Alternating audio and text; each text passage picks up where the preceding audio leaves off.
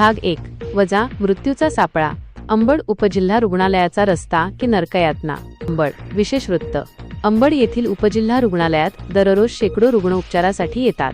मात्र रुग्णालयात पोहोचण्यापूर्वीच रुग्णांना ज्या यातना सहन कराव्या लागतात त्या पाहून प्रशासनाची लाज वेशीवर टांगली गेली आहे. या रुग्णालयाकडे जाणारा मुख्य रस्ता सध्या रस्ता न राहता चिखल आणि पाण्याचे डबके बनला आहे. रुग्णांचा जीव मुठीत. पावसाळ्यामुळे रस्त्यावर जागोजागी मोठमोठे खड्डे पडले असून त्यात पाणी साचले आहे. गरोदर महिला, लहान मुले, आजारी व्यक्ती आणि वृद्ध नागरिकांना या चिखलातून दगडाधोंड्यांमधून जीव मुठीत धरून प्रवास करावा लागत आहे. अनेकदा पाय घसरून रुग्ण पडण्याच्या घटना घडत आहेत. रुग्णालयात जाणाऱ्या वाहनांनाही कसरत करावी लागत असून एखादी मोठी दुर्घटना घडल्यास याला जबाबदार कोण, असा संतप्त सवाल नागरिक उपस्थित करत आहेत. आपण लवकरच पुढील भाग 2 पाहणार आहोत.